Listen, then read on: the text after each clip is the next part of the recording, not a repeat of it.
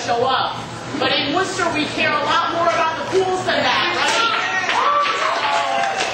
So it's my fault for underestimating the people of Worcester. I apologize, and we're going to start in like 2 minutes. Thank you for your patience. Welcome everyone. I'm Hilda Ramirez, and I'm the Executive Director of the Worcester Youth Center. And it's our great pleasure to host the Safe Schools Committee in their final report. I know that this has been a struggle for the city. We've been working on both ends to try to figure out what to do.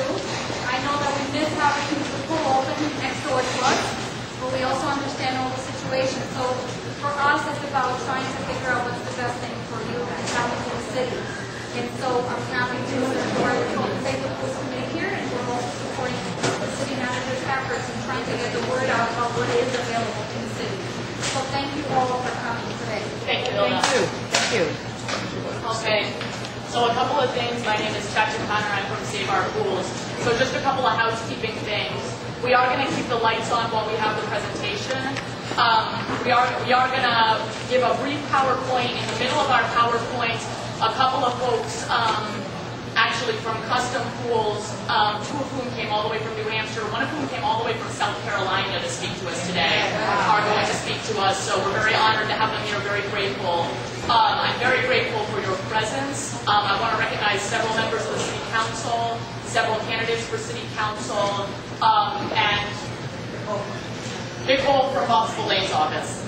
I also want to recognize all the residents who are here today and all the folks from Save Our Pools who have really made this possible.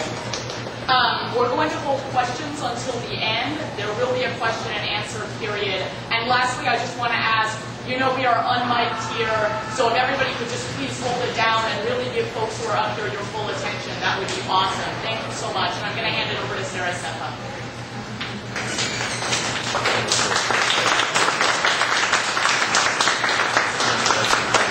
Thank you so much, everybody, for being here today. We all know that resources for everybody in our community is really important. And so I just wanted to introduce why we're here, and I think we already know. But affordable and sustainable neighborhood-sized municipal pools must be built rather than the shine models. So a multi-partner task force to rebuild 9 municipal pools must guide the process from start to finish. And we would like to have many neighborhood-sized pools completed by the summer for 2010. And these pools should be located at Tacoma University, Crystal Park, Beaverbrook Park, Crompton Park, and Christopher Columbus Park.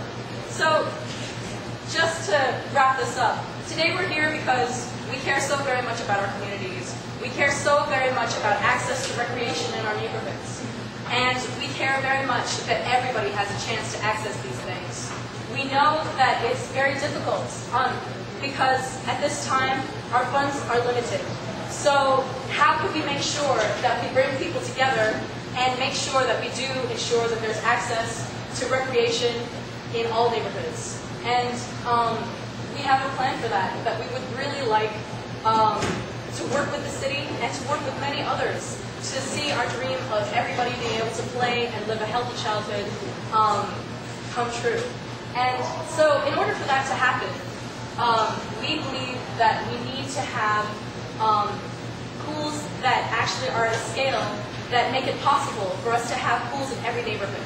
Because if we all built pools to the Shine Pool model, unfortunately it's a beautiful pool. If only we could build 9 Shine pools in every single neighborhood, we could have state-of-the-art arts facilities available to everybody. But times being as they are, we don't have those resources right now. So if we could all, everybody in every different neighborhood, scale back a little bit and accept something beautiful, that's what we're asking today. And for that to be possible, we need to work together. And for a model of that working together, it would be a really wonderful thing if we could create a multi-partner task force to rebuild the 9 municipal pools to guide this process. That would involve working with the city, working with people in the neighborhoods, working with people who are interested in building these pools, working with people who have experience building pools, and it involves building a plan now for the future.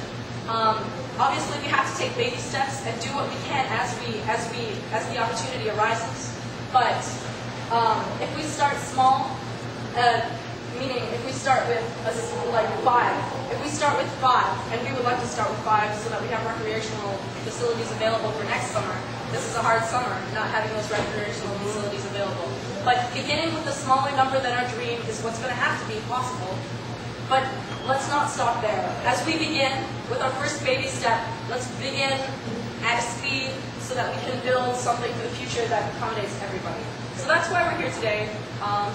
As Joshua said, my name is Sara Assefa.